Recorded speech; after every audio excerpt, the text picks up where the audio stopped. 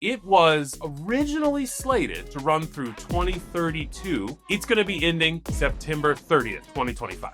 Gas stations were buying up electric chargers so they could have them. Dealerships are putting in electric chargers so they can have them. We have new models that are ready to rock and roll off the line. But then this hits like a bomb. Do you feel like the Cybertruck is kind of like the Yeezy? It was a collector's item. It was something people went crazy to try to get. And then now they're in this predicament like, are my Yeezys worth anything? Is my Cybertruck going to be worth anything? You could get into one of these electric vehicles for $99 total. Like it was some crazy deal that a dealership was offering where they're just trying to move it. I just feel like at any moment, something could change. Somebody pulls back or changes their mind, and we just have to be ready. We have to stay ready so we don't have to get ready.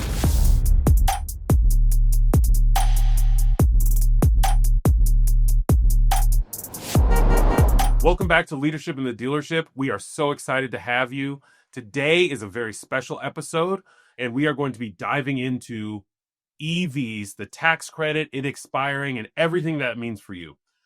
Always, I am your host, Philip Greer, and I also have your other host, the amazing Danielle. Hey guys, super excited to be back and ready to get into this convo. Philip, take it away. Yeah, so let's talk about it, right? What's changed? Where are we going next? And how does it start? So EVs, as we know, come with a tax break, right? And so when you go to buy it, when we were rushing through and thinking about how can I get into a new car? Is electrification the future? All of those things.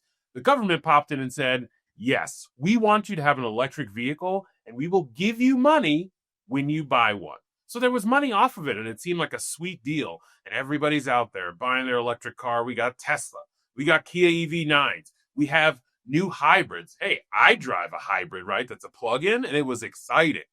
But something has changed. And right now, we have learned that the tax credit is going away, and it's going away soon. So the question becomes, what is changing? Why is that changing? Is it all done? The big changes that are hitting the industry, we're going to break them down for you right now, okay? So let's just talk about the original EV tax credit, right? You've heard of that, right, Danielle? You know what it was when you were looking at cars and everything.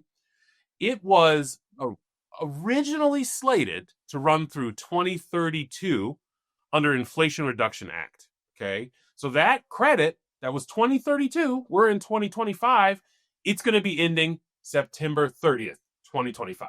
Can you believe that it's going to be ending so quickly? From what I've been hearing, people are flocking to the dealerships to try to grab their EVs just to ensure that they can get their purchase in before this is done. And there's been like record-breaking sales for EVs in July. So it's like interesting to see how the market is trying to run and grab these vehicles before they won't have the opportunity to get this tax credit. Philip, when you got your hybrid, did you get anything for that or was it strictly for the EV? So they had up to $3,500 off for the hybrid plug-in.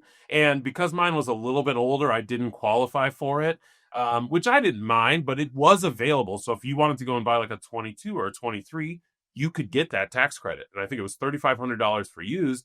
And that would have been wild, right?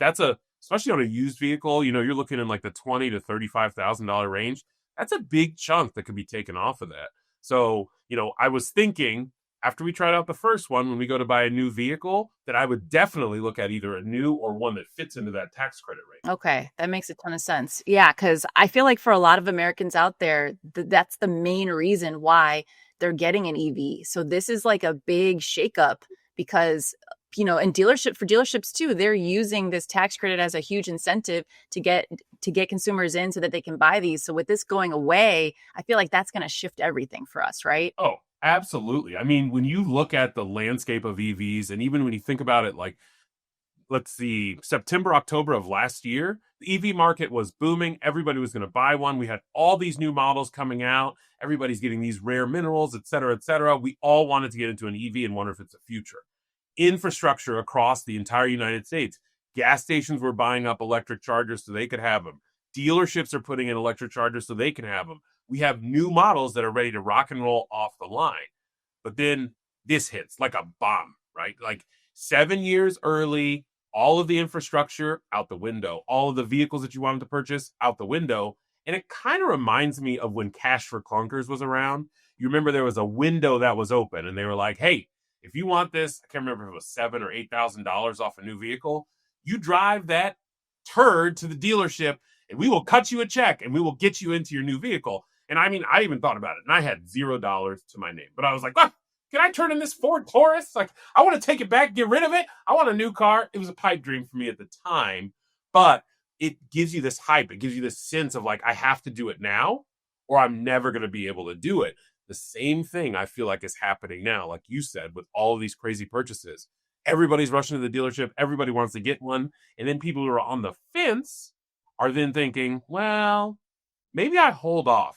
Maybe I check the secondary market. Maybe I go back to a traditional ICE vehicle and I'm not even worried about EVs. So changes everything. Yeah. Can we talk about too that like this is not just impacting new vehicles, this is impacting used vehicles as well. And I think that I read that this is impacting a lot of specific models that lost their eligibility by way of, maybe they couldn't qualify for commercial or they couldn't qualify because of battery constraints. I think like the Nissan Leaf is one, and the ID4 for Volkswagen is one, Chevy Bolt, maybe a couple others. Like this is impacting a lot of different OEMs too, right? Yeah, when you couple that with all of the like talk about tariffs and where all of these things are going to be coming from, and we're really focused in this country on everything America first. So if it's not manufactured here, then it doesn't qualify for a lot of different discounts.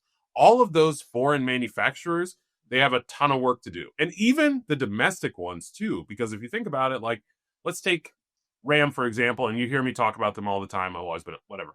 Some of their stuff is manufactured in Mexico. So if it's manufactured in Mexico, it doesn't qualify, right? It doesn't qualify for any of the discounts or things that you would get. So they have to move those units. And then, like you were saying, VW, right? They had a Project Trinity where they were going to do a next generation flagship sedan. What does that look like now? What was that Project Trinity? Did you hear about that? What's I had heard about it a little bit, and what it is really is a lot of these manufacturers were trying to figure out, okay, if we're going into the States and we're going to sell these electric vehicles, we need to have a full platform that allows you to have different vehicles on one platform. Because then we can take our single electric battery and we can put different models on it. Think SUV, sedan, pickup truck, all of those things. You'll see it in like Cadillac has a really big one. They have an Escalade on a platform. They have a Sierra on a platform. They have a Hummer on a platform, right? It's the same platform that they can just stretch and make different for different vehicles. So every OEM wanted to have something like that because it's so modular with the electric vehicle, right? I think you consider a typical internal combustion engine vehicle as 257 moving parts, something like that. Whereas an electric vehicle can be as little as 7 moving parts. So it's a very big difference. And if you can figure out how to crack the nut of getting all your components right, you'll save a ton of money. And then you can just make it modular, right? It's like my couch. I can rearrange it however I want and make different configurations. It's the same thing with these kind of programs that the OEMs were putting into place. But once they had to adjust, right? Now it's the big scramble. You had Audi who rolled back their internal combustion engine cutoff timelines, right? They had to change and alter to what they were doing. Then you have people who said, oh, well, now I can go to plug-in hybrids or I can go to a full electric vehicle. That all changes now. With these new programs and the rollback of what's going on with the tax credit, everybody is scrambling. So like for you, Danielle, I think you're the one who purchases the most vehicles on this chat. What do you think about where you want to purchase? What does this do for like how you feel about your next car or the future of what you're going to buy? Yeah. So as you were talking, it was making me think because I've always been somebody who's interested in an EV, but I never pulled the trigger for a couple different reasons. Number one, because I never felt like there was enough infrastructure, even though I live in the city and there's, a lot of charging. I never felt like there was enough where it would make sense. And then also I live in a condo building and the way it's set up is only certain people get access to be able to charge their vehicle in it. So it was going to be a lot of work just to kind of figure out how to go about doing this. If I lived in a house, it would be a no-brainer because like, oh, I can just plug in my car, like my phone at nighttime. But now with everything that's going on, and then actually the tax credit was a big factor for me if I were to do it. So the fact that that's going away, and then I've been doing some research and they've been talking about how this is going to impact the trade-in market down the road and the vehicles are holding less value. And the first 2 years are kind of the most important years. And then the value just drops and depreciates quickly. So I'm like, man, I feel like it's a risk. It's a big risk to kind of jump in there, even though I know down the road, with, future administrations, future world things, that ultimately we're going to come back to this. It just feels like this kind of pause in time. But as you were talking about how the OEMs are shifting and pivoting towards more of a hybrid model, plug-in model, that to me is kind of more interesting, because I feel like it's a way to dip your toe in without jumping all the way into the pool. And I've always been interested in a hybrid. And I know that Toyota to me feels like the brand that really got it right. So that's one I'm kind of looking into. But I don't know, Philip, how about you? Like, has this changed how you look at everything when it comes to EVs? I know I think purchased one in the past, or you were going to, but didn't. Maybe tell us a little bit about that. Yeah, it definitely changes my mind. I think that there's a couple of things that come up. We talk about affordability of the vehicle. Usually, if you were going to cut off something like this, you would hope that the market has accelerated enough to say, hey, we don't need the tax credit anymore. People are so bought in, they're so into these EVs, etc. We can rock and roll and go forward on our own. But the affordability of the electric vehicle has not come down. So that's a big problem. Like, you are essentially, think of it like you're sending somebody through swim lessons, and you're like, okay, you learned how to blow bubbles. Now you're ready to swim. Sure, you can blow bubbles, but there's a lot of pieces that you still need to address before you're in that pool swimming on your own. And I think that's where the EV market is today. If you got into a hybrid like I did, you're in an okay spot. Like, I can plug it into the wall in my garage and I can charge it overnight, and I get 32 miles of range, right? And for what I do on a daily basis, no big deal. That is, I think we went through an eighth of a tank of gas in 1 month because we only drove locally. So, yeah, I mean, that's huge, right? That's a big savings. And then when I fill up the tank, I can go 430 miles anyway. So the plug-in hybrid and people who have those, that's really good. And that's a nice place to be. As far as what I was going to do, and I think I talked about this previously, I had a lot of range anxiety looking at like an EV9, which only gets you 300 or so miles. Now, my family takes a trip every year, which is around 700 miles to drive.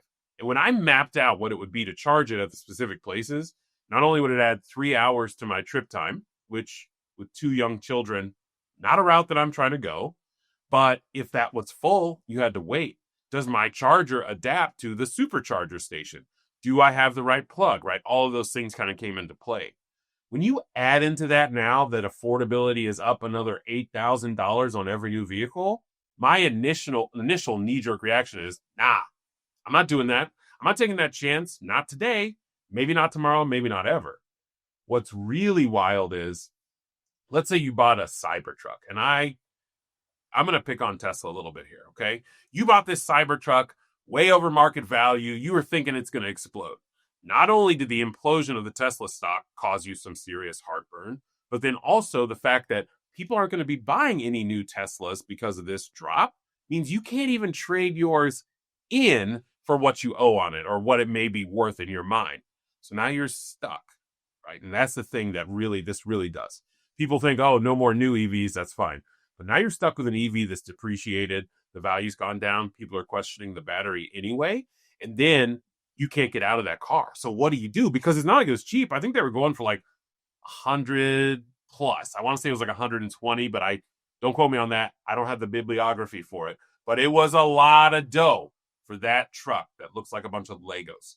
So those people, they're in trouble. And honestly, when I drive around now, and I look at people who are in like a Cybertruck, or I look at some of these other larger EVs, I'm like, oh man, my heart kind of hurts for them because they bought that without knowing what the market was going to do or what that change was. So to your original question, what am I going to do next?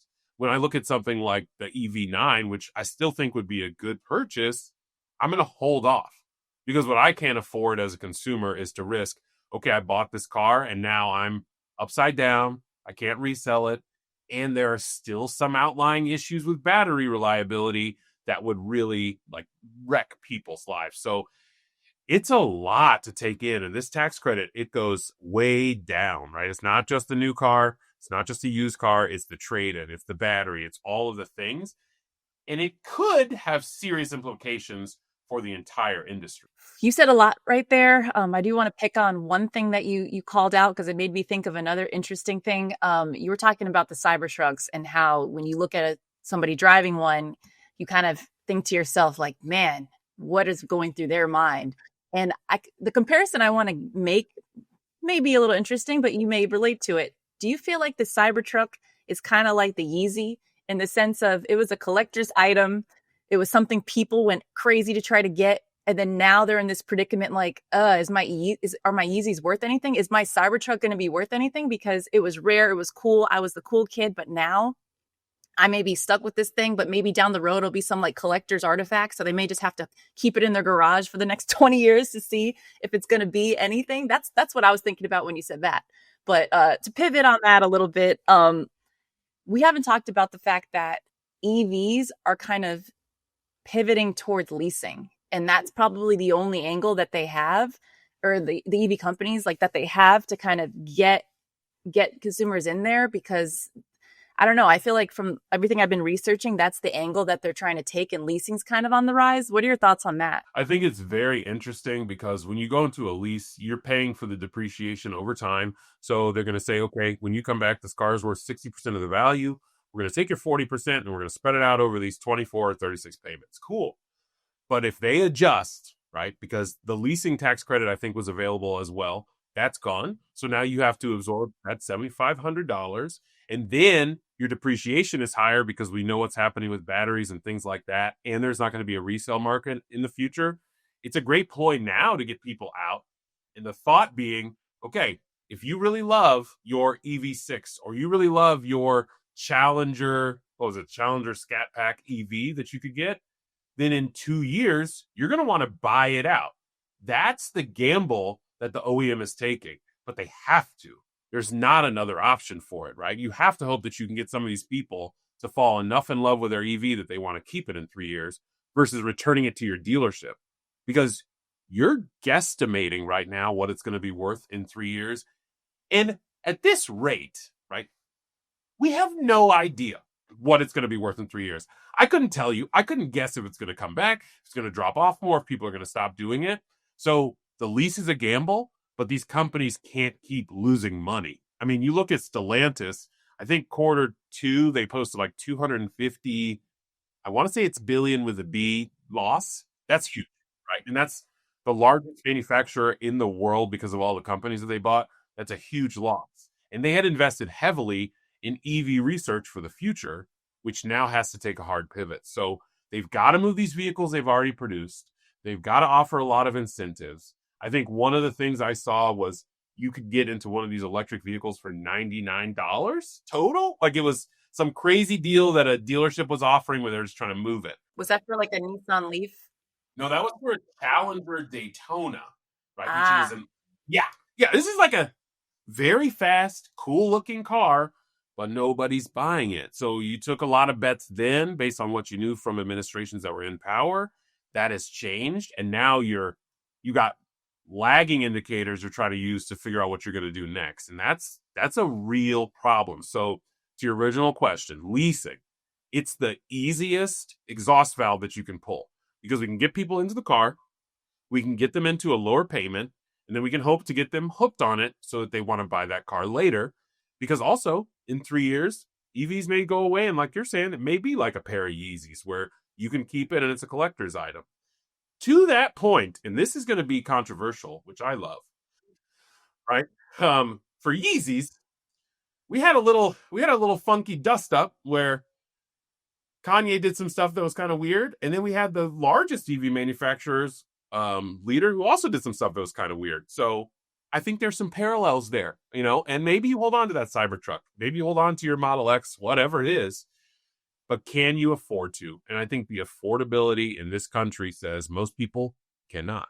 Most people have to go through their car, they have to make their payment on time, and they can't afford to have a car sitting there that they can't use. So, I'm not going to say you should sell your Yeezys, Danielle. I'm just going to say if you have one of these EVs, seriously consider all your options and what's going to be the best for your future. no, I love that, Philip. I've definitely kept them in the box. Don't wear them anymore, but I still keep them, and just in case, kind of like my Pokemon cards that are over here, just in case. You just never know. But I do want to call out something. One thing we haven't really touched on today and haven't talked about a bunch is, how are dealers dealing with the fact that they have so much ground stock when it comes to these EV vehicles that they can't move, and the fact that, after September 30th, what does their reality look like as they kind of move through the new world of what's going on here. So I feel like we can maybe close it out by maybe talking a little bit more about dealers' perspective, things that they're going to have to do, and kind of how do they progress and move forward with their new reality. Because at the end of the day, dealers are super agile. They're super flexible. They know how to navigate. We saw that through COVID. We've seen that through tariffs. Like, they're going to come out okay, but man, they're bobbing and weaving all the time, these dealers. So what could they be doing? I think the cool thing about dealers, like you said, they're agile. They've always had to be, right? Like, these kind of changes have been the dealership life for as long as dealers have been in business. So I think the adaptation for them is, one, can we put incentives that we can afford to put on these vehicles right now to move them off of my lot? If I can move as many of these vehicles by September 30th off of my lot and hopefully get to a point where it's, let's say, less than 10% of my inventory, I'm feeling pretty decent. Now, what happens if you still have that 10% of inventory? Well, there's a couple of things that they can do. They can turn them into loaners, right? So if you have somebody who comes in and drops off their car, now I have a loaner vehicle. I can write off the depreciation. I can still have it as a vehicle that goes around. So I'm not in a terrible spot there. I can also sell them at a discount to employees, or I can sell it to myself and have that. Or I could put miles on it as a loaner and then sell it to somebody who resells EVs. So there's a couple of those dealers that exist where, okay, maybe I can still get out of this car without losing all of the money that I put into it.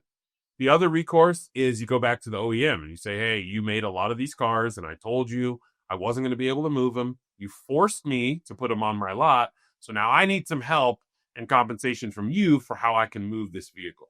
Because the OEM, no matter what they are doing, they can't push more cars out to a dealer until that dealer has the space or can afford to hold that car.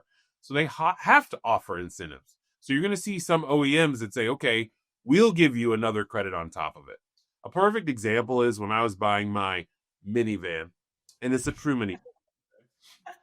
I went to look at a new one, and they had $15,000 off of the new minivan. The thought was, we have a $7,500 government tax credit. Then Stellantis has told us we can get a little bit extra, and the dealership was throwing in to match to that $15,000 off. Now, this seems like a crazy steal, right? Because it's $15,000 off of a new vehicle that's got TVs and all this funny stuff in it. The truth of the matter is, they're going to make some of that money back on long-term warranties, on some of the back-end products that they sell. So it's not a complete loss for them. Plus, you have things like bonuses that they'll get when they sell a bunch of cars. So there's a lot of OEM money tied there that they can still get to offset what it will cost them to sell these vehicles at a discount.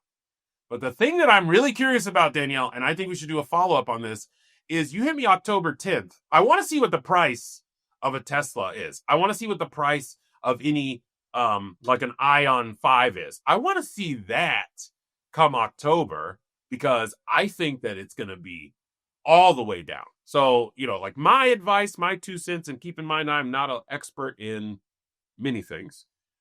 If you're looking to buy an EV, look at it in October, because that price is going to be down and those dealers are really going to want to move that. So if you still have that inkling and you're a holdout because you love electricity, that's what I would wait till. But it'll be really interesting to see what the dealers do and how they offset this tax credit and how they are able to incentivize those cars to move coming up, especially towards the end of this month and next month. Okay, so October is going to be that month where we're really going to see some spooky deals. I'm sure we're going to get creative around the marketing and advertising around that to see how we can move the metal, or the EVs off these lots, because it'll be really interesting. And as you and I, we've continued to talk about things as they've been happening in real time. It just feels like things just keep changing. And literally, even though this big, beautiful bill, I think, passed, and that's what caused all of this to happen, I just feel like at any moment, something could change. I don't know why, but I just feel like at any moment, something could change. Somebody pulls back or changes their mind. And we just have to be ready. We have to stay ready so we don't have to get ready. That is the moral of the story. Well, with that, if you enjoyed this episode that we had today talking about EVs, what's causing this, the fact that, there's options for you as a consumer, and then as a dealer, there's options for you as well. If you enjoyed this conversation that Phillip and I had today, definitely subscribe to our amazing podcast, Leadership in the Dealership, because we're going to keep you updated along the way, and there's more episodes coming. So stay tuned to our next one. And until then, Philip, thank you. This has been fun. I love this. Yes, awesome. Thank you so much. Take it easy.